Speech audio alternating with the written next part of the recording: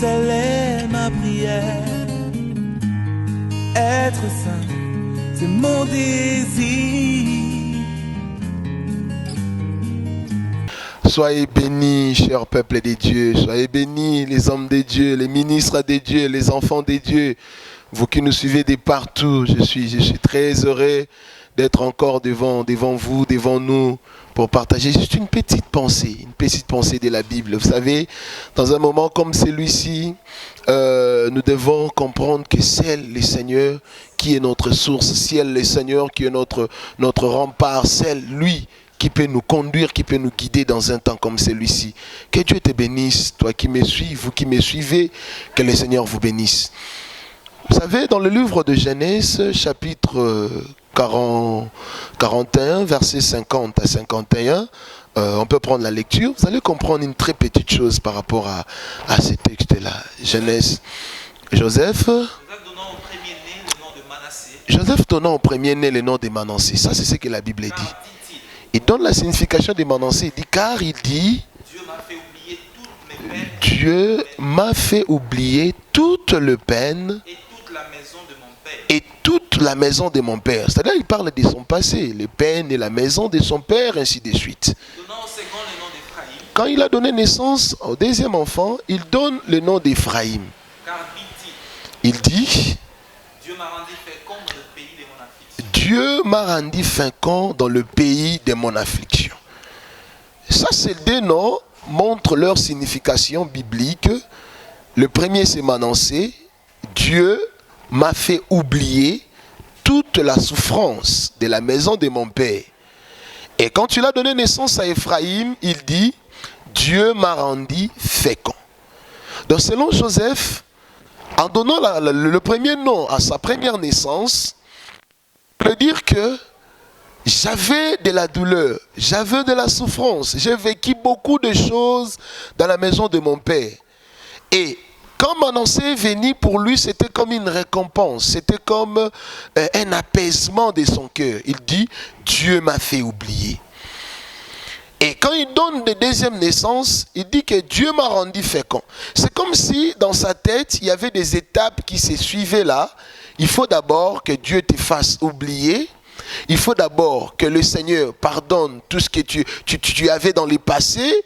Il faut d'abord que le Seigneur te fasse oublier ou que le Seigneur oublie lui-même tout ce que tu en dirais dans le passé.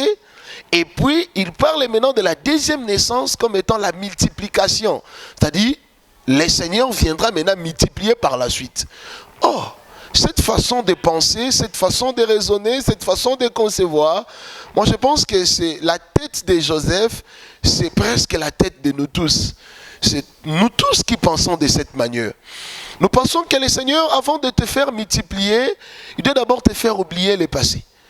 Nous pensons qu'il y a toujours un passé là que Dieu doit te faire oublier. Nous pensons qu'il y a toujours un passé là qui est collé à toi. Nous pensons qu'il y a d'autres que leur passé est lié par rapport à leur culpabilité.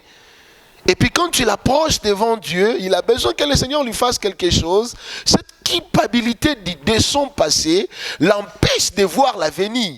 Mais quand vous remarquez que Dieu m'a fait oublier, ça c'est le passé de Joseph. Dieu me multiplie, ça c'est le présent et l'avenir de Joseph.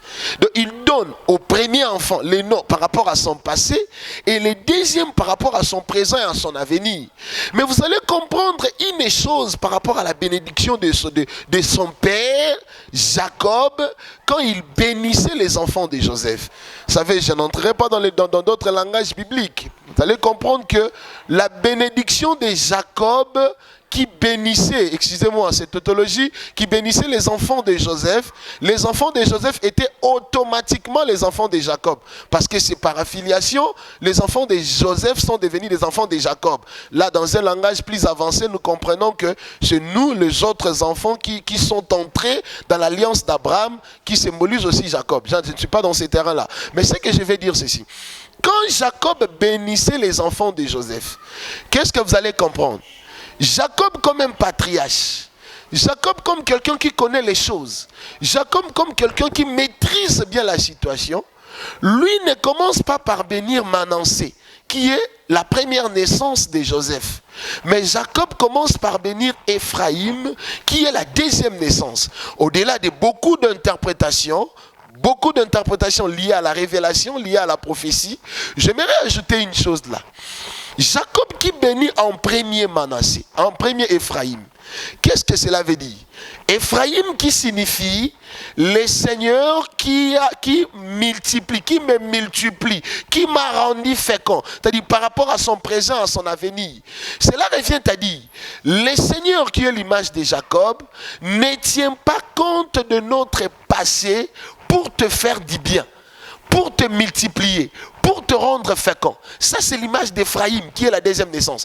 Ephraïm montre le présent et l'avenir de Joseph. Mais Manassé montre le passé de Joseph. Or, quand Jacob bénit, il commence d'abord par son présent et son avenir.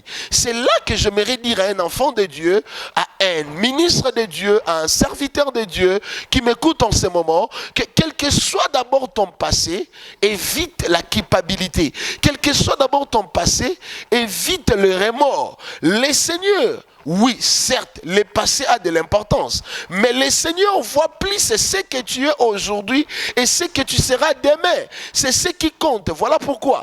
Commence d'abord par oublier ton passé et rassure-toi que le Seigneur veut te faire beaucoup de choses dans le présent et dans l'avenir. Soyez bénis, peuple de Dieu. Soyez bénis, chers enfants de Dieu. Et vous allez comprendre cela encore quand Jésus parlait de la prière de notre Père. Nous savons cette prière depuis l'école primaire, on fait ça comme des récitations. Le Seigneur Jésus qui disait que donne-nous le pain quotidien. Quand il dit donne-nous le pain quotidien, cela veut dire le pain de ces jours, c'est notre présent. C'est le pain qu'on a besoin. Mais écoutez, pardonne-nous nos offenses. Quand il dit pardonne, ce ne sont pas des offenses que nous venons de commettre. Les offenses, ce sont les passés. Les offenses, c'est ce que nous avons commises. Ce sont nos offenses par rapport au passé. Mais il dit, donne-nous d'abord le pain quotidien. Ça, c'est la bénédiction d'Ephraïm. Et pardonne-nous nos offenses. C'est la bénédiction de Manassé. Donc, c'est ça la logique de Dieu. Le Seigneur nous bénit par rapport à ce que nous sommes et à ce que nous serons. Ce que tu as traversé comme passé, ce que tu as traversé comme des moments difficiles, ce que tu as enduré comme problème, comme situation. Je suis venu te dire avec ces petits extraits, c'est que cela ne t'empêche pas de comprendre ton avenir autrement et de préparer ton présent autrement. Le présent aujourd'hui, tu dois le comprendre autrement et l'avenir, tu dois le préparer. C'est ça les deux verbes que j'allais utiliser. On prépare le présent, on comprend le présent aujourd'hui plutôt et on prépare l'avenir pour demain. Donc, Ephraïm montre notre présent. Bien-aimé dans le Seigneur, Jacob n'a pas suivi la ligne de conduite de Joseph. Jacob a commencé par bénir Ephraïm. Le Seigneur veut te bénir aussi par rapport à ce que tu fais aujourd'hui et par rapport à ce que tu seras demain. Quel que soit ce que tu as passé, comme le moment, tu as eu le temps de faire tout ce que tu avais. Tu avais une jeunesse, je ne sais pas comment. Tu avais, je ne sais pas, une enfance, je ne sais pas comment. Je ne sais pas ce que tu as enduré dans les années passées. Je ne sais pas ce que tu as enduré, même aujourd'hui que je suis en train de t'exhorter. Je ne sais pas ce que tu as vécu hier. Je ne sais pas ce que tu as vécu avant que tu m'écoutes. Mais tout cela, ce sont ce qu'on peut mettre dans un bouquet qu'on appelle les passés.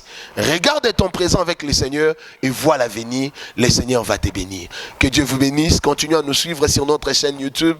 Nous aurons toujours une pensée que le Seigneur nous mettra. Que Dieu vous bénisse.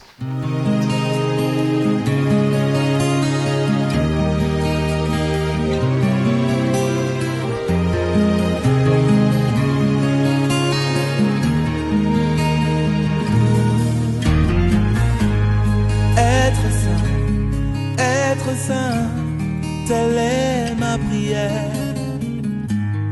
Être saint, c'est mon désir.